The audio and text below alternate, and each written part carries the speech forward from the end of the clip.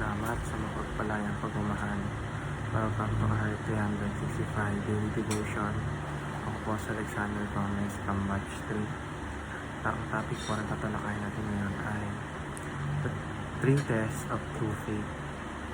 Ngayon po ang ating pag-aaralan ay tungkol sa 2 Corinthians chapter 13 verse 5. At buksan po natin ang ating puso't isip sa magandang salita ng Diyos. Sinasabi dito na, examine yourselves to see whether you are in the faith. Test yourselves. Do you not realize that Christ Jesus is in you, unless, of course, you fail the test?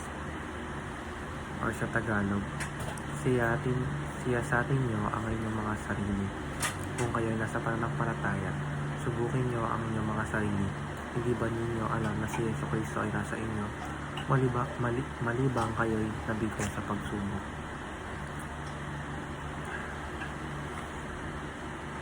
Teaching number 1. A new Lord, obedience to Christ. Ang tunay na pananampalataya ay nagpapakita ng pagsunod sa utos ni Jesus bilang Panginoon ng ating buhay. Hindi na natin sinusunod ang ating sariling kagustuhan o mga makamundong layunin, kundi ang layunin at kalooban ng Diyos. Ang pagsunod kay Kristo ay isang malinaw na ebidensya ng ating pagbabago sa pananampalataya. Teaching number 2. A new heart, loving God and loving people. Ang tunay na pananampalataya ay nagdadala ng pagbabago sa puso. Ang puso ay nagiging mapagmahal sa Diyos at sa kapwa-tao.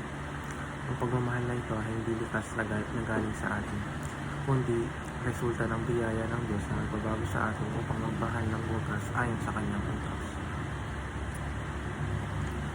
Teaching number 3. A new outcome, fruit of the Spirit. Kapag tunay na binago ang Diyos ang isang tao, nagkakaroon siya ng bunga ng Espiritu tulad ng pag-ibig, kagalakan, kapayapaan, kabutihan, katapatan. Ang mga pagbabagong ito ay patunay na isang buhay na nakay Kristo. Application number 1. Examine yourself whether you are truly in the faith. Mahalaga na regular natin tanongin ang ating sarili, tunay ba akong may pananampalataya? Nakikita ba ang ebidensya ng pagbabago sa aking buhay? Ang pagsusuri sa sarili ay paraan upang masiguro natin tayo ay lumalakad sa tamang landas ng pananampalataya. Application number 2. Seek a new heart and new desire.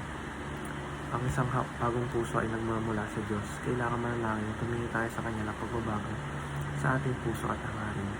Ang bagong hangaring ito ay nakatuon sa pagsunod at paglilingkod sa Kanya. Application number 3. Produce the fruit of the Spirit by walking with Him. Ang bunga ng Espiritu ay hindi natin kayang likhain mag-isa. Ito ay bunga ng ating malapit na relasyon sa Diyos.